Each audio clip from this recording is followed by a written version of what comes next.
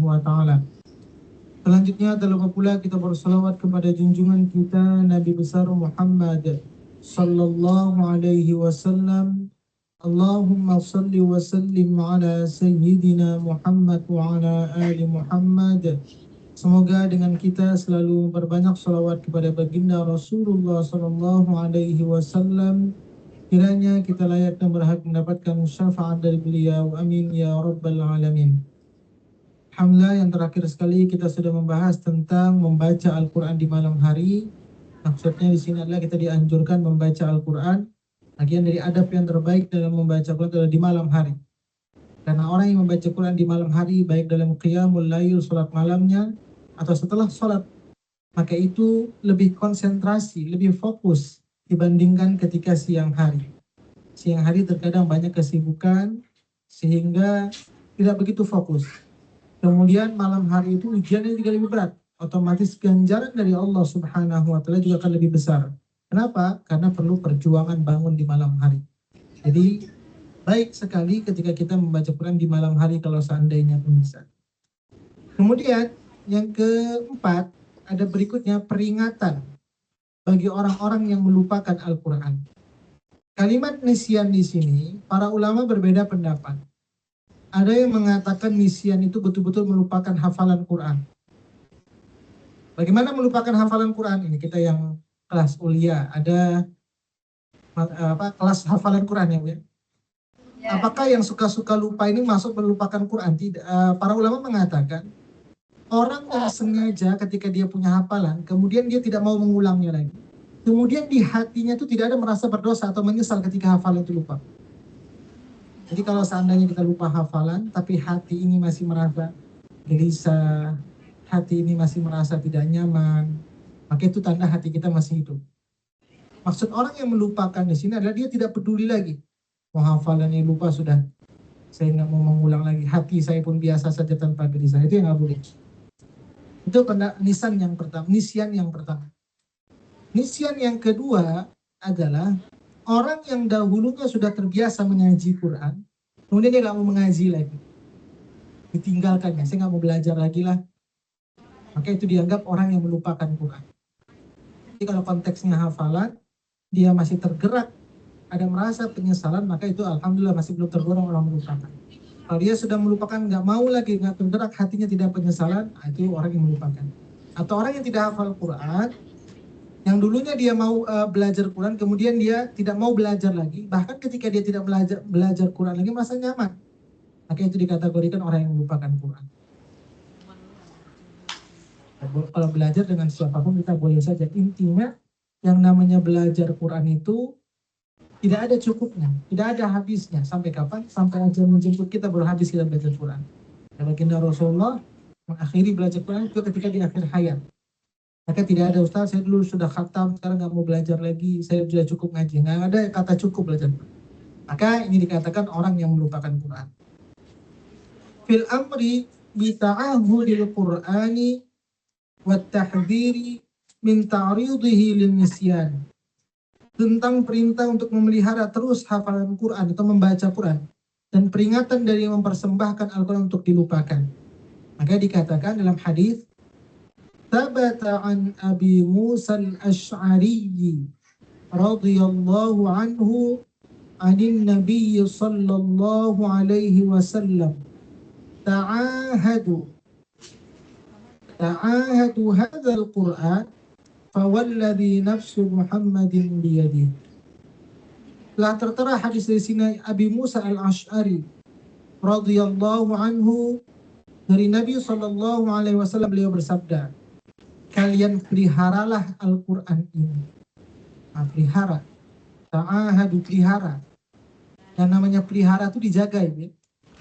Ibu kalau seandainya memelihara sesuatu, makanya di sini dia ibaratkan unta. Atau ibu miara ayam. Atau miara kambing. Yang namanya memelihara itu dijaga, dirawat, diberi makan. Atau kalau dia lari jauh nggak balik lagi ke rumah, itu memelihara atau tidak? Ibu miara ayam, ayamnya nggak balik lagi ke rumah, hilang sudah. Apakah itu masih kategori pelihara, memelihara? Tidak. Ya. Ibu miara kambing, kemudian kambingnya lepas. Ini sudah dipiara, dijaga. Kemudian kambingnya itu lepas. Ibu biarkan saja kambing itu. Nggak pulang-pulang lagi ke rumah. Keluar dari kandang. Maka itu sudah tidak dikatakan memelihara lagi. Yang namanya memelihara itu ya dirawat, dijaga. Kemudian kita beri waktu bersamanya juga. Itu namanya memelihara. Maka yang namanya Quran harus seperti itu juga. Harus punya waktu. Kemudian kita harus ada waktu bersamanya. Kemudian kalau tidak dirawat akan terjadi sesuatu yang tidak diinginkan ya. Kalau ternak bisa mati. Quran juga sama seperti itu. Awalladzi nafsu Muhammadin biyadihi. Karena demi zat yang jiwa Muhammad ada dalam genggaman kekuasaan. Ini janji bahwa sini, janji Nabi Muhammad sini, demi zat yang jiwa Muhammad ada dalam genggamannya. Sehingga beliau katakan di sini, la huwa asyaddu tafallutan minal ibili fi aquliha. Maka diibaratkan di sini, sesungguhnya Al-Quran itu lebih cepat terlepasnya, terlupanya dibandingkan kecepatan lepas seekor unta yang ada di tali tambatannya. Jadi kalau unta saja yang diikat itu bisa lepas, Quran itu juga bisa lebih cepat dibandingkan. Orang yang rajin murojaah saja bisa tetap lupa, apalagi yang tidak murojaah. Orang yang rajin mengulang saja masih terkadang lupa-lupa, apalagi kalau nggak diulang. Karena dikatakan kalau kita sudah siap menghafal Quran, maka konsekuensi seumur hidup kerjanya adalah menjaga Quran. Kalau kita kerja 8 jam, maka Quran itu bisa 24 jam kerjanya. Maka saya sering umpamakan, semakin sering kita membaca Quran, kemuliaannya itu bukan semakin mulianya Quran, tapi kemuliaan itu kembali kepada si pembacanya. Contoh, ibu-ibu kalau seandainya satu dunia ini nyembah Allah, Allah itu bertambah keesaannya atau tidak?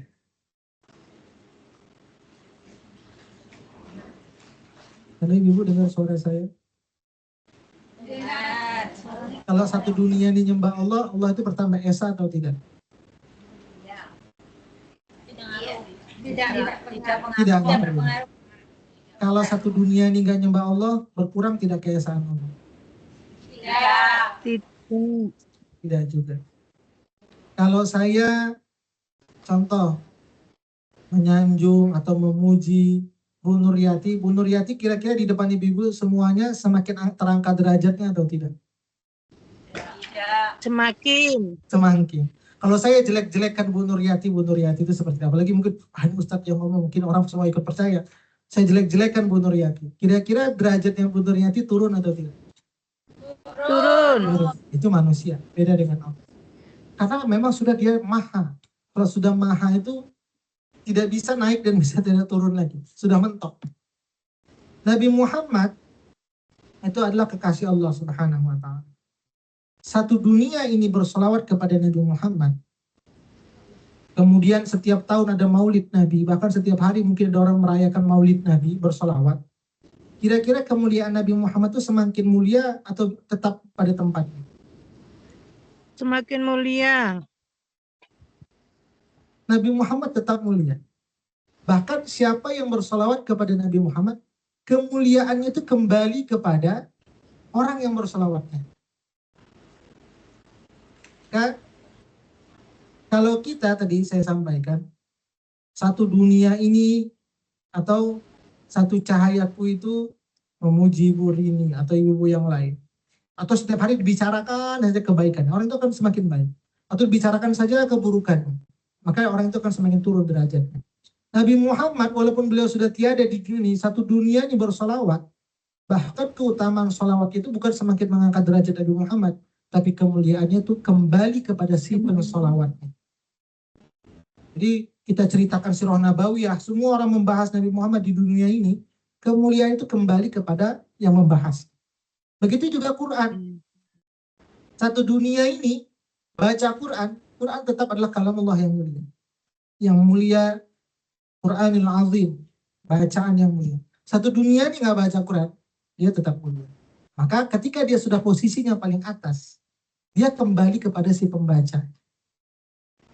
Jadi bukan berarti ketika kita baca Quran ini, wah saya hebat, saya punya meluangkan waktu, atau saya mendekati Quran. Tidak. Sesungguhnya ketika kita dekat dengan Quran, Quran itu yang memberikan kemuliaan kepada kita. Jadi semakin banyak kita membaca Quran, maka kemuliaan itu semakin banyak. Kalau kita hidup ini semakin banyak bahagia, maka banyaklah baca Quran. Maka kebahagiaan kita tuh bisa ditentukan dari seberapa banyak kita membaca Quran. Kebahagiaan kita itu bisa ditentukan sebagai seberapa banyak hafalan kita juga terhadap Quran. Maka itu menjadi tolak ukur. Bukan Qurannya juga semakin baik, tidak. Kitanya sebagai pembaca yang menjadi lebih baik. Inilah pentingnya kenapa kita nggak boleh lepas dari Quran. Semakin kita melangkah satu langkah terhadap Quran, satu hari kita mengaji, seakan-akan kita mengaji seperti seminggu. Seminggu kita mengaji, seakan-akan serasa sebulan kita dekat dengan dia, makin mendekat. Sebulan kita mengaji, serasa seperti tahun kita sudah terbiasa mengaji. Sebaliknya, orang yang satu hari nggak mengaji, maka Quran akan meninggalkan kita satu minggu. Satu minggu kita nggak mengaji, Quran akan lebih jauh dari itu, dia sebulan meninggalkan kita. Maka jangan dikira karena kita sibuk nggak punya waktu bersama Quran, sesungguhnya Quran lagi nggak mau dekat dengan kita. Itu yang harus menjadi prioritas. Jadi kalau hari ini kita nggak mengulang, nggak membaca Quran, bukan kitanya yang sibuk, tapi Allah buat kita sibuk sehingga hari ini kita nggak bisa dekat dengan Quran. Intinya apa? Allah sedang tidak mau berbicara dengan kita. Sedih kita. Maka rawahul Bukhari wa Muslim. Jadi ini Quran itu lebih cepat larinya dibandingkan unta yang terikat. Kalau unta saja yang diikat saja bisa lepas, orang yang rajin murojaah saja masih ada lupa-lupa, apalagi orang yang murojaah atau mengulang pelajaran. Orang yang ngulang pelajaran saja masih terkadang lupa-lupa, nggak paham, apalagi nggak belajar sama sekali. Maka itulah perlunya kita diulang. Wa Ali bin Umar radhiyallahu anhuma anna Rasulullah sallallahu alaihi wasallam qala innama mathalu sahibil Qur'an kamathali sahibil ibli mu'aqqalah. Maka di sini dikatakan orang yang berinteraksi kepada Quran itu sahibul Quran. Sahabat, yang namanya sahabat itu Ibu ya, ingin selalu dekat. Kemudian yang namanya sahabat itu pasti dia akan mau membuka rahasianya. Tapi kalau kita dengan orang itu belum bisa dipercaya, belum jadi sahabat dekat, kita nggak mau kadang membicarakan masalah pribadi kita. Kalau biasanya sudah menjadi sahabat, ketika teman kita susah, kita juga merasa susah. Kalau teman kita bahagia, mungkin kita nggak dapatkan, tapi kita bahagia juga dengan kebahagiaan. Itulah sahabat. Maka Quran ini juga dikatakan sahibil Quran. Hadis yang lain juga, Iqra'ul Quran fa innahu ya'ti yaumal qiyamah syafi'an li ashabihi. Sahabat. Jadi kalau bahasa Quran dia dengan orang yang membaca itu dibahasakan dengan sahabat. Berarti kalau namanya sahabat itu namanya orang yang dekat, kita punya teman sahabat. Siapa sahabat? Beda, teman dengan sahabat itu beda. Sahabat itu dia lebih dekat. Kalau teman itu masih umum. Maka orang yang berinteraksi kepada Quran, hadis menggunakan baca sahibil Quran. Maka dalam hadis yang saya bacakan ini, Iqra'ul Quran fa innahu ya'ti yaumal qiyamah syafi'an li ashabihi. Bacalah oleh kamu Al-Quran, karena setiap huruf yang kamu baca, maka nanti dia akan datang memberikan syafaat kepada sahabat si pembaca. Maka kalau syafaat, ada syafaat dari sahabat, ada syafaat dari baginda Rasulullah, ada syafaat dari puasa, itu syafaat pertolongan. Syafaat Quran ini, biasa kalau kita minta tolong itu ketika kita sedang susah atau sedang bahagia ini. Kalau saya minta pertolongan, sedang susah. Nah, syafaat yang lain itu, ketika kita sedang susah baru diberikan pertolongan. Lain halnya dengan Quran. Quran itu ketika kita tidak susah sekalipun, dia sudah memberikan pertolongan kepada kita. Dari di dunia, alam kubur, kemudian di padang mahsyar, sampai si pembacanya itu sampai kepada surga Allah Subhanahu wa Ta'ala. Itulah kedahsyatan dari persahabatan kita bersama Quran. Maka ditanya, sahabat yang terbaik itu adalah sahabat bersama Quran. Kalau kita bersahabat sama teman, dia bisa meninggalkan kita sewaktu-waktu. Dia nggak bisa nemanin kita di alam kubur.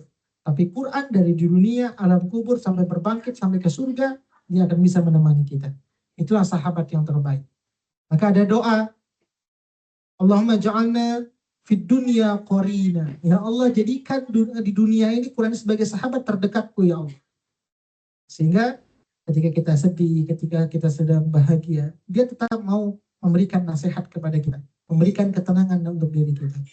Maka diumpamakan, innama masalu sahibil Quran kamathali sahibil ibili mu'aqqalah. Dan diriwayatkan dari Sayyidina Ibnu Umar radhiyallahu anhuma bahwa Rasulullah SAW bersabda, sesungguhnya perumpamaan seorang penghafal Quran itu hanyalah seperti perumpamaan pemilik unta yang terikat. Kalau untanya diikat pasti dia nggak lari.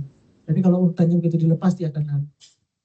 In ahada 'alaiha amsakaha wa in atlaqaha dhahabat. Jika ia menjaga atas ikatan unta itu, jadi kalau unta itu dijaga, diperhatikan, lihat di kandangnya ada nggak masih untanya ini, maka dia nggak akan kemana-mana.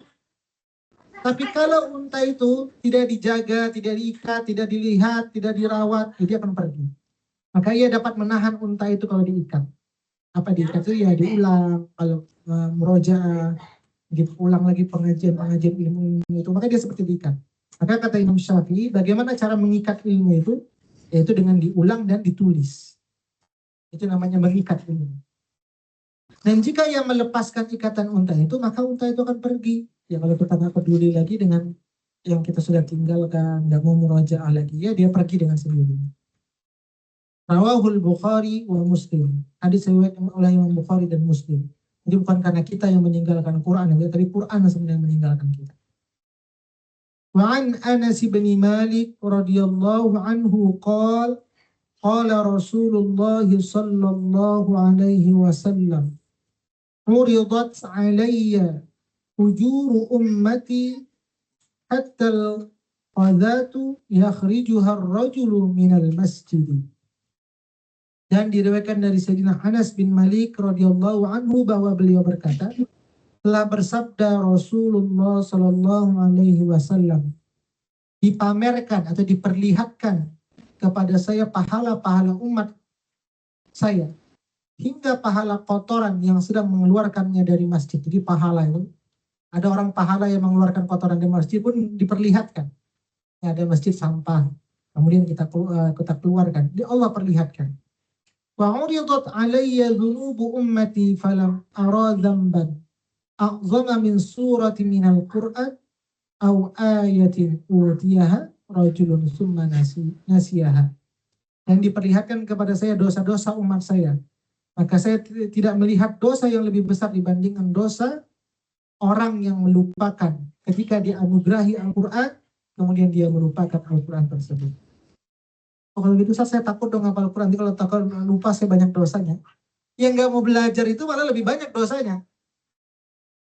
Seharusnya dia punya kewajiban belajar Quran, tapi dia meninggalkannya. Maka nanti Allah pertanyakan, di dunia kamu punya waktu, tapi kenapa kamu tidak mau belajar Quran?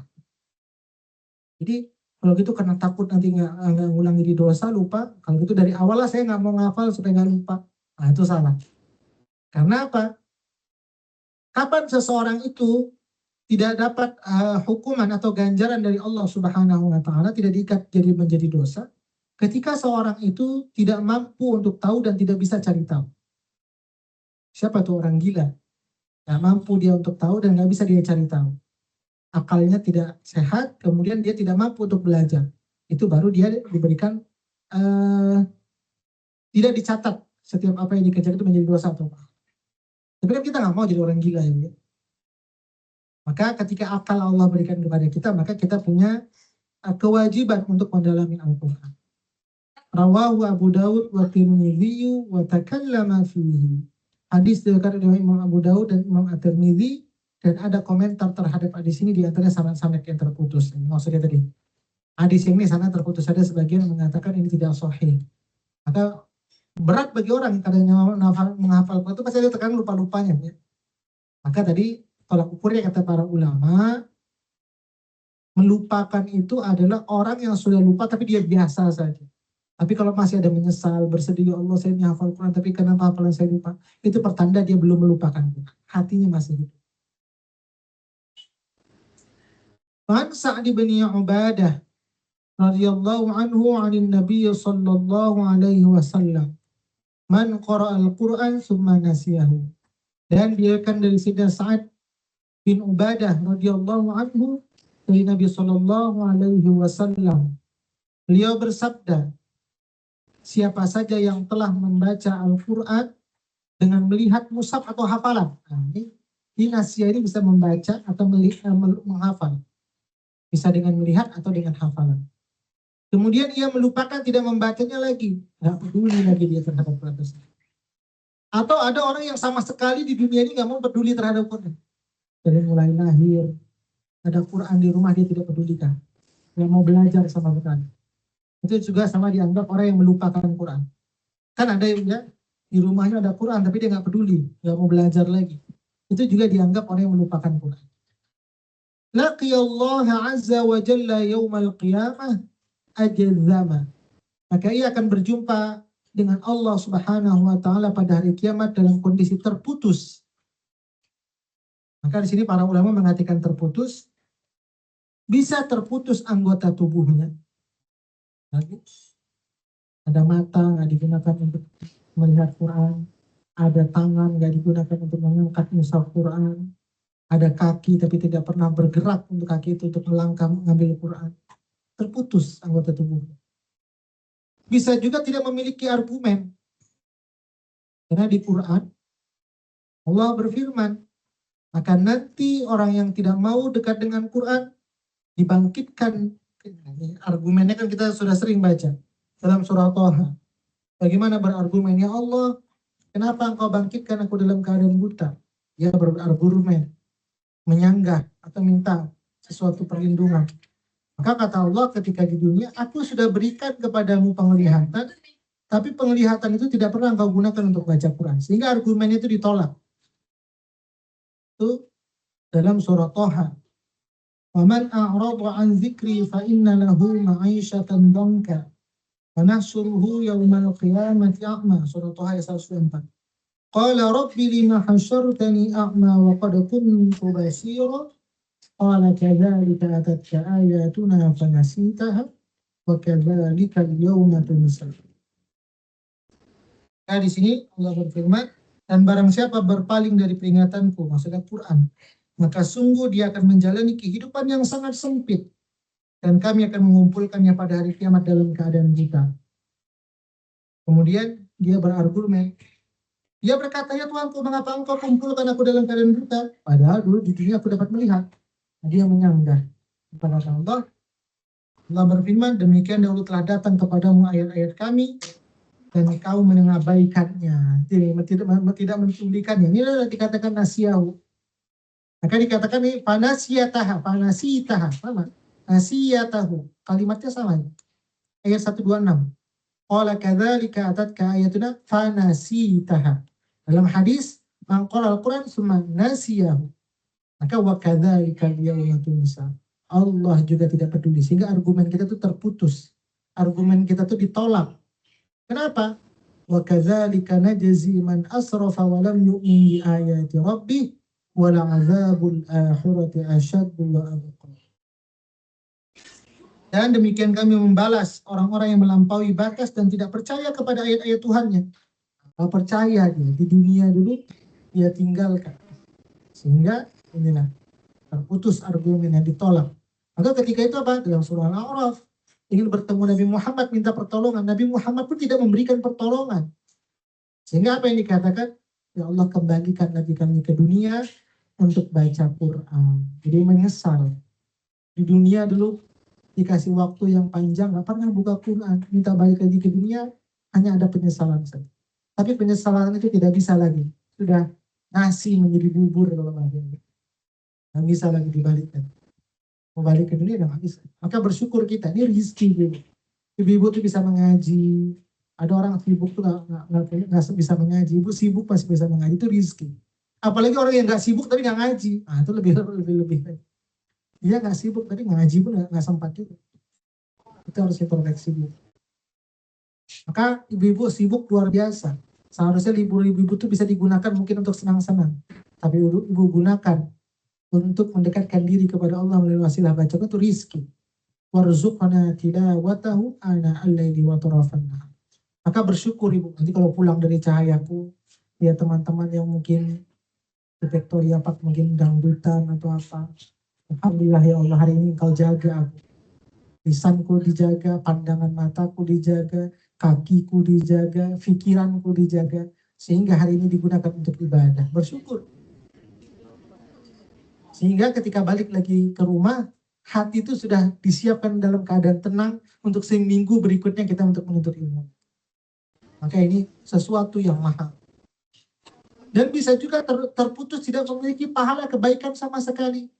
Dalam hadis dikatakan, apa salah satu cara yang paling mudah seorang hamba mendapatkan pahala? Adalah dari baca Quran.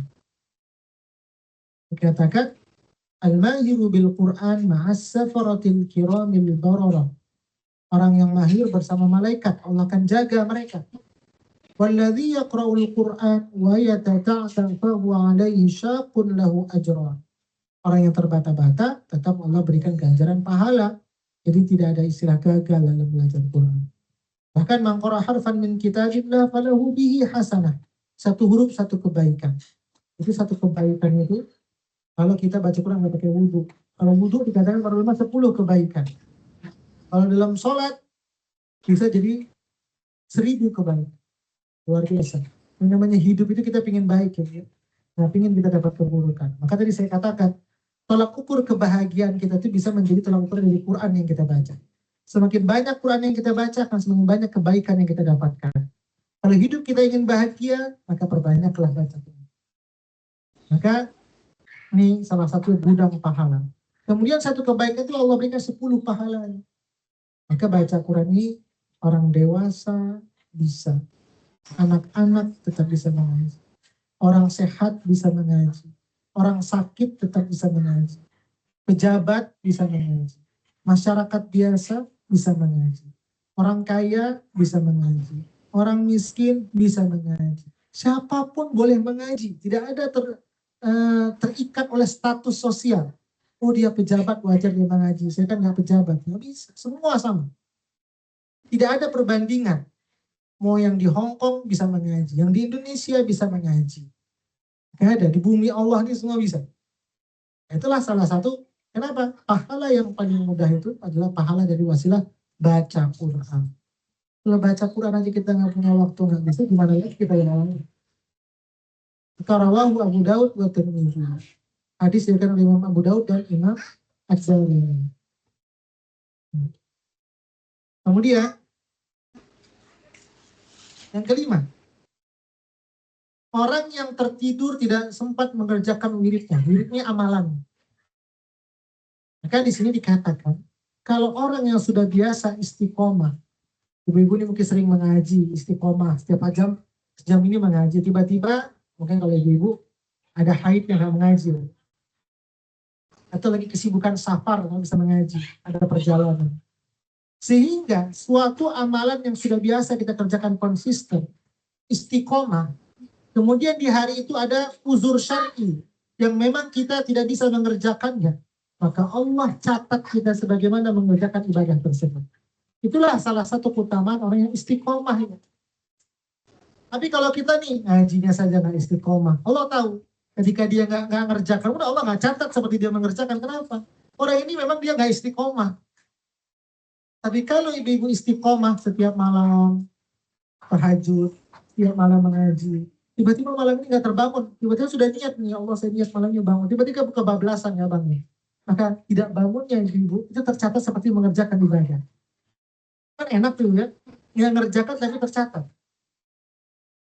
Tapi kan Allah tahu, oh ini orang istiqomah, ini orang nggak istiqomah. Dia tahajudnya atau ngajinya sebulan sekali. Jadi kalau ketika dia nggak ngerjakan ya nggak dicatat juga, karena dia nggak istiqomah. Nah, di sini yang tercatat seperti dia mengerjakan miliknya adalah tercatat orang yang istiqomah dalam hal ketaatan. An Umar bin Al-Khattab radhiyallahu anhu qala Rasulullah sallallahu alaihi wasallam, man nama an hizbihi minad daili aw an syai'in minhu. Diriwayatkan dari Sayyidina Umar bin Khattab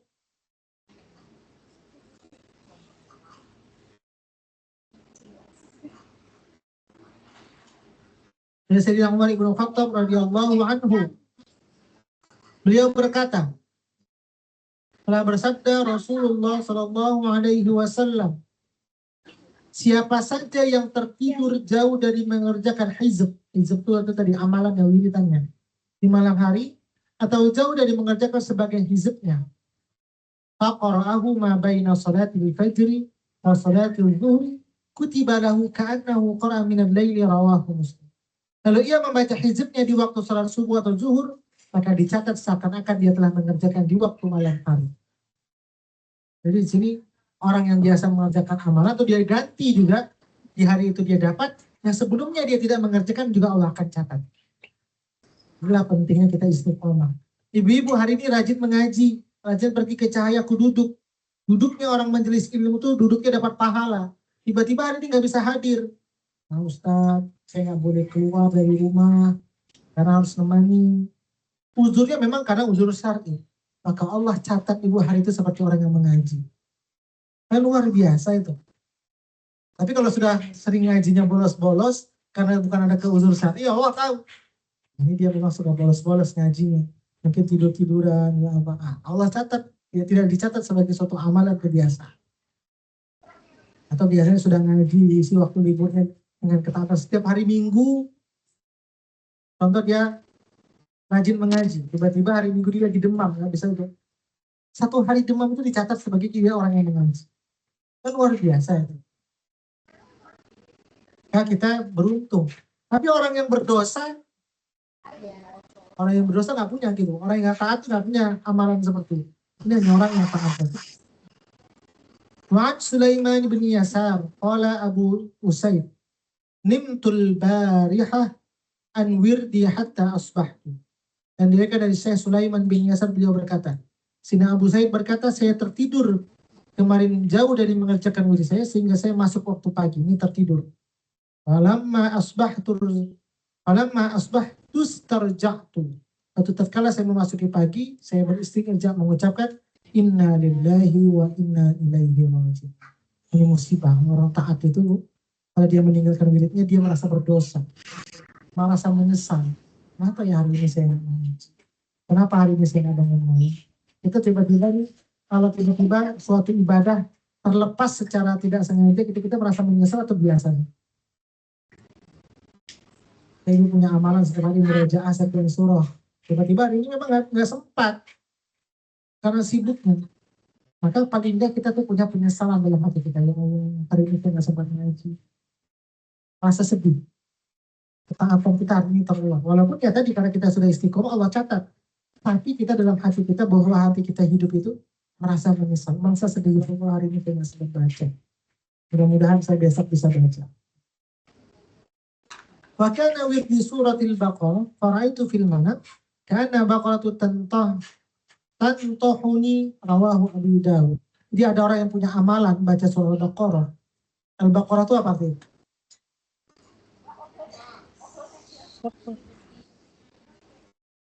Sapi betina. Karena dia sudah lama dia tinggalkan. Tiba-tiba dalam mimpi, dia mimpi itu diserodok sapi. Bahwa ini mengingatkan, kamu tuh punya amalan baca Al-Baqarah, tapi sudah lama engkau tinggalkan. Akhirnya apa yang terjadi? Dia mimpi diserodok oleh sapi. Berarti itu masih diingatkan lagi kita. Yang jadi masalah, sudah lama nggak baca, nggak ada pengingatnya. Apa dosa yang paling berat itu? Dosa yang paling berat itu apa?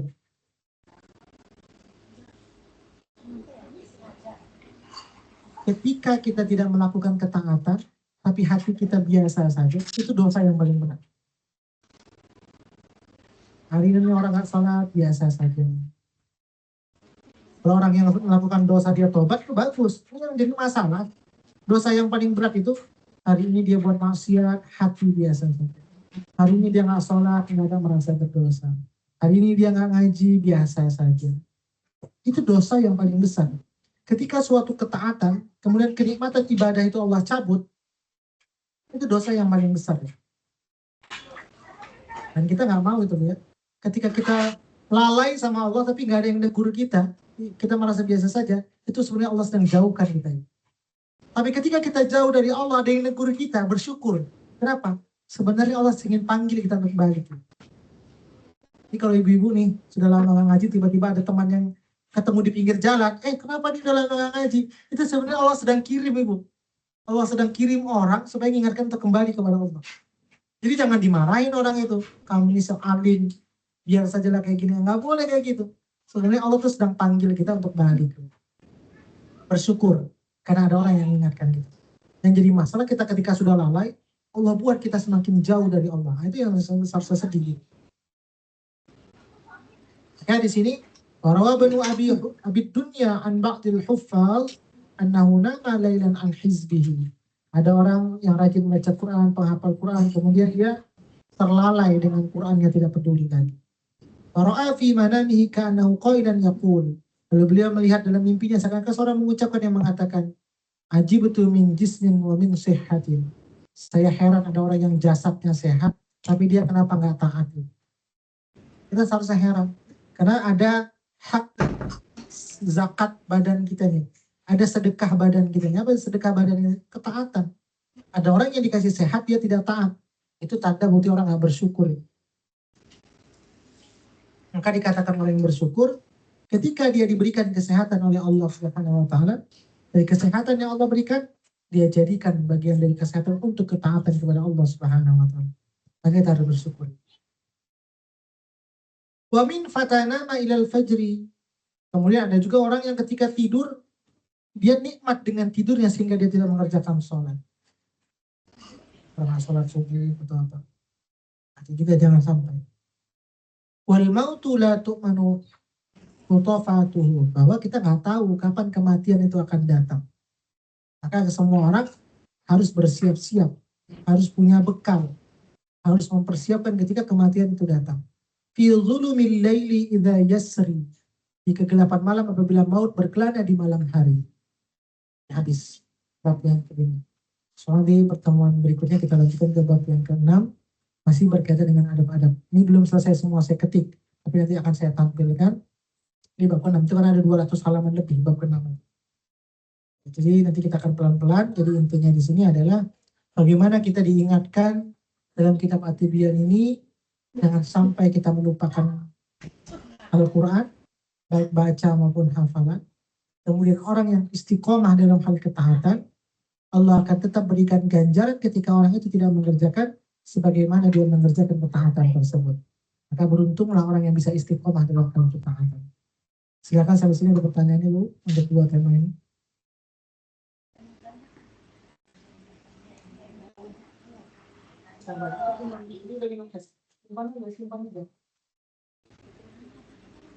Silakan ada yang mau ditanyain. Bahwa untuk pertemuan berikutnya kita akan masuk ke bab yang ke-6. Ada yang mau tanya, Ustaz? Ya, silakan yang kuat suaranya. Assalamualaikum warahmatullahi wabarakatuh. Assalamualaikum. Ingin bertanya, Ustaz, Ya. bagaimana caranya menepis rasa malas itu datang? Biar istiqomah gitu awal-awalnya. Ya, terima kasih. Ya, sama-sama Bu. Yang pertama itu yang sering juga disampaikan, bagaimana agar kita istiqomah. Yang pertama ada nasihat dari Buya Hamka. Bagaimana agar kita bisa istiqomah? Yang pertama, luruskan niat kita setiap ibadah yang kita kerjakan semata-mata karena Allah. Karena kalau kita karena pertama niatnya karena manusia, ketika manusia nggak muji kita lagi, puja tuh hilang. Contoh saya rajin mengaji karena ingin dilihat oleh teman-teman. Ketika teman-teman gak ada yang muji, itu bisa hilang semangat kita. Maka yang pertama, niatkan semata-mata setiap ibadah yang kita kerjakan semata-mata ingin mengharapkan ridha Allah. Maka Allah akan jaga kita. Itu yang pertama. Ya. Diluruskan. Dari rumah sudah berangkat. Bismillahirrahmanirrahim. Bismillahirrahmanirrahim. Rabbi zidni ilman warzuqni fahma. Atau apalah doa-doa ibu sendiri. Intinya agar Allah niatnya semata-mata karena Allah. Bismillahirrahmanirrahim. Kemudian setelah kita luruskan niat, minta penjagaan agar hati kita diteguhkan dalam ketaatan. Ya muqallibal qulub, tsabbit qalbi ala dini wa ala ta'atik. Minta agar kita istiqomah. Kemudian, bagaimana agar kita istiqomah berikutnya? Memiliki teman-teman yang soleh atau solihah yang mengingatkan kita. Jadi kalau kita mau jadi istiqomah itu, Bu, cari teman. Ibu siapa tadi yang tanya, Ibu? Hanifah Ustaz. Bu Hanifah. Bu Hanifah, kira-kira nomor kontak di WhatsApp atau di handphone ada berapa puluh orang atau berapa ratus orang? Ada 100 orang lebih. Kan nomor-nomor Ibu Cahaya aku ada berapa orang? Ada lebih 100 yang Ibu simpan nomor teman-teman? Ibu simpan? Ya mungkin dari 100 orang itu kira-kira berapa orang yang bisa mengingatkan Ibu kalau Ibu sedang lalai? 2. Maka kalau 2 orang itu, 2 itu jangan pernah lepas dari handphone Ibu. 2 orang itu jangan pernah hilang nomornya dari handphone Ibu. Maka dikatakan kalau kita punya 40 orang ini dari handphone kita, pasti kan di handphone ibu-ibu pasti ada banyak tersimpan, apalagi di grup. Di grup sekolahku itu ada berapa orang itu? Coba saya lihat. Ada berapa member itu dalam? 80 Ustaz. 79 orang. 79 anggota nih saya lihat. Bisa nggak kira-kira kita mengumpulkan orang, punya 40 sahabat, kalau kita punya 40 sahabat yang jaga diri kita Ibu, insya Allah kita ini jadi orang baik. Tapi kalau Ibu tadi baru 2 orang, yang 2 orang itu jangan sampai lepas. Jangan sampai putus silaturahimnya. Jangan sampai Ibu bermusuhan dengan 2 orang tersebut. Bersyukur Ibu ketika punya teman yang selalu mengingatkan. Nah ini tadi ada 79 orang membernya. Dari 79 orang ini berapa yang selalu mengingatkan kita jadi orang baik? Maka bersyukur kalau punya teman itu jangan dilepaskan. Itu sungguhnya itu teman Ibu yang mengantarkan Ibu ke surga. Yang mengantarkan Ibu melangkah selalu dekat sama Allah. Dijaga sama punya kawan seperti itu. Itu yang ketiga tipsnya. Pertama, niat karena Allah. Yang kedua, selalu doa sama Allah agar ditetapkan kita dalam ketaatan. Yang ketiga, cari teman-teman tadi. Yang selalu mengingatkan teman-teman yang soleh atau solehah. Kemudian, bagaimana agar kita istiqomah? Lingkungan. Ibu mau istiqomah, tapi punya lingkungan yang jauh dari Allah. Nggak bisa, berat Ibu. Ibu ini lingkungannya sudah baik ini. Begitu keluar rumah, kumpul dengan lingkungan orang-orang yang semangat untuk belajar. Itu lingkungan yang harus dijaga. Kalau Ibu keluar dari lingkungan ketaatan, berat lagi mulai. Nah, lingkungan itu perlu. Alhamdulillah, Ibu punya teman yang baik, lingkungan yang baik. Kemudian bagaimana agar kita bisa istiqomah? Berusaha sekuat tenaga menjauhi maksiat. Karena maksiat itu yang membuat terkadang kita berat untuk jadi orang baik. Jadi itu tips-tipsnya ya. Jadi niat karena Allah. Setiap ibadah itu bukan karena manusia tapi semata-mata menghadap kepada Allah. Yang kedua, minta kita istiqomah sama Allah. Yang ketiga, cari teman. Yang keempat, lingkungan. Yang kelima, jauhi maksiat. Insya Allah kita jadi orang istiqomah. Itu mungkin jawabannya. Tips-tipsnya. Ada lagi Ibu? Silakan.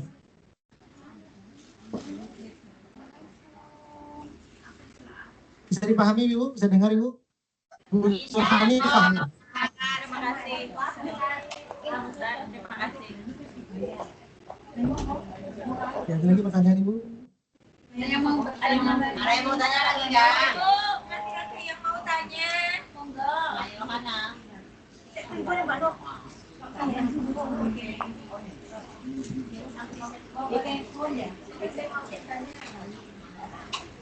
Kalau habis pertanyaan kita cukupkan ini. Materinya sudah habis. Bab kelima.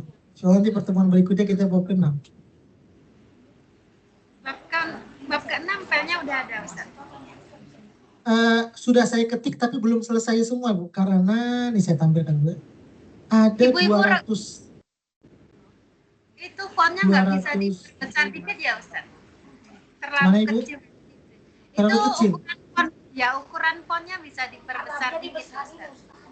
Semuanya. Atau nanti saya kasih file Word-nya, nanti ibu-ibu tinggal besarkan sendiri.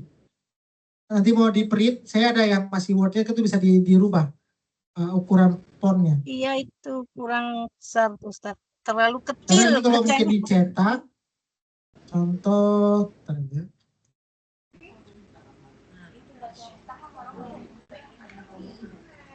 Ini bab ke-6, belum selesai saya kerjakan, masih saya cicil-cicil kerjakan. Besarin abjadnya Ustaz. Ini mata-mata sudah tua Ustaz. Ini saja sudah berapa ratus halaman para Bu. Ini belum selesai semua. Ini saja 122 halaman. Itu masih banyak yang belum selesai. Kalau diselesaikan semua terjemahannya, mungkin bisa sampai 200 halaman.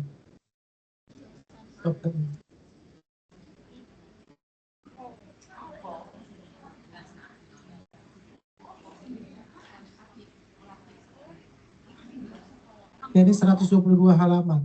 Ini belum selesai semua bab ke-6 karena masih banyak. Terjemahannya masih saya selesaikan setengah. Kalian ngetiknya, kemudian membarisinya, kemudian ya kasih terjemahannya lagi. Ini belum selesai semua saya kerjakan. Masih separuh sih saya terjemahkan. Jadi nanti kalau sudah selesai semuanya, baru saya serahkan ke ibu. Atau nanti file-file yang sebelumnya itu, kalau mau dibesarkan tulisannya, atau mau jadi ibu jadikan buku, jadi satu kumpulan, boleh dirapikan. Ini ibu ada yang ukuran A5 itu kecil banget. Kecil sekali ya. Itu nanti saya kirim ke Bu Septi atau Bu Rini. Nah ini sudah ada terjemahannya, tapi belum selesai semua saya kerjakan. Masih beberapa halaman. Ada 81, 82 halaman masih yang siap saya kerjakan. Soalnya pelan-pelan. Nanti kalau sudah selesai atau yang sudah ada saya kirim nanti ke Bu Rini. Atau Bu Rini atau siapa ibu yang mau sesuai ukuran matanya kira-kira nomor berapa gitu. Jadi bisa disesuaikan.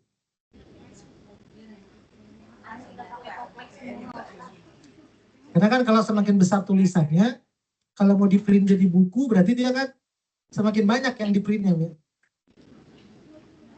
Kemarin kan bertahap Ustaz, kemarin ngeprint bab 4 sama bab 5 itu terus bahasa. Tapi itu ibu-ibu itu ininya kecil banget gitu. Fontnya itu kan kalau di print itu kecil. Ya nanti Mata tua semuanya Ustaz. Saya juga udah tua ibu. Di sini. Wah kita Ustaz. Ustaz itu anaknya mereka loh. Ustaz paling muda ya. Ini Ibu dapur Ustaz. Oke ibu, ada pertanyaan ibu? Sehat selalu Ustaz. Amin, semoga ibu juga semua sehat-sehat di sana. Insyaallah dijauhkan dari hal yang tidak diinginkan, didekatkan dengan segala kebaikan insyaallah. Amin ya Allah, amin ya rabbal alamin. Oke, kalau tidak ada lagi mungkin ibu, insyaallah nanti semoga yang sedikit ini bisa manfaat untuk kita semuanya. Semoga ini menjadi pengingat bagi kita bahwa kita tidak bisa lepas dari Quran sampai akhir hayat kita. Ibu sudah balik ke Indonesia pun jangan ketika di Hong Kong saja semangat mengajinya, mudah-mudahan di Indonesia juga tidak meninggalkan Quran. Jadikan ini adalah suatu bekal kita. Kalau di rumah dengan kondisi kesibukan atau lingkungan nggak ada nih di rumah. Kalau di Hong Kong kan bisa cari lingkungan, di rumah nggak ada buat pengajian seperti ini. Maka ibu-ibu lah yang membuatnya. Pengajian itu menjadi ada seperti itu. Kumpulkan teman-teman, buat kajian kecil-kecilan dengan tetangga rumah, sehingga suasana itu kita yang menciptakan supaya kita tetap istiqomah. Karena kalau suasana itu nggak ada, berat kita jadi orang istiqomah. Mudah-mudahan yang sedikit ini bisa manfaat untuk kita semuanya. Mudah-mudahan kita diistiqomahkan dengan ketaatan, didekatkan dengan segala kebaikan, dijauhkan dari segala keburukan. Allah berkahi umur kita, jadikan rezeki kita rezeki yang halal. Kemudian keluarga-keluarga kita, anak kita, istri, suami, semua insya Allah jadi orang yang dijaga juga oleh Allah Subhanahu wa Ta'ala. Ini saja nanti ibu yang dapat sampaikan, lebih kurang maaf, kita tutup dengan doa. A'udzu billahi minasyaitonir rajim. Bismillahirrahmanirrahim.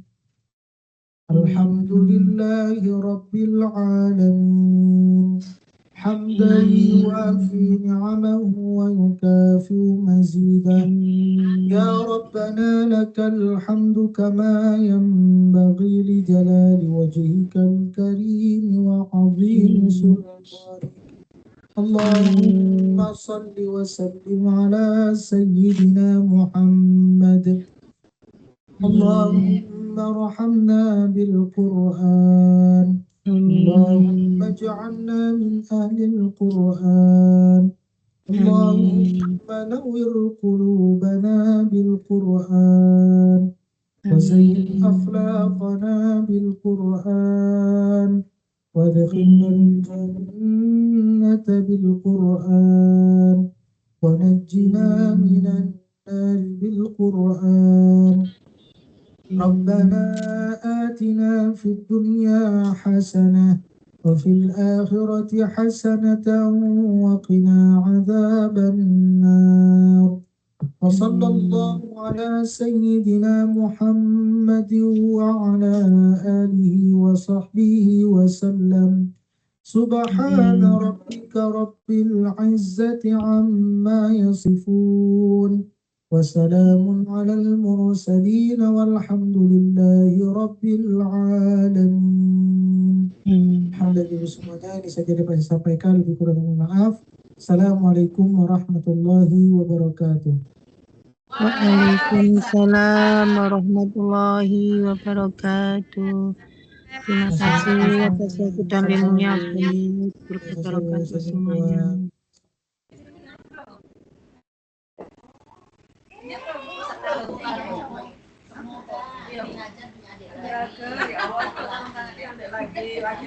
Makasih buatin saya.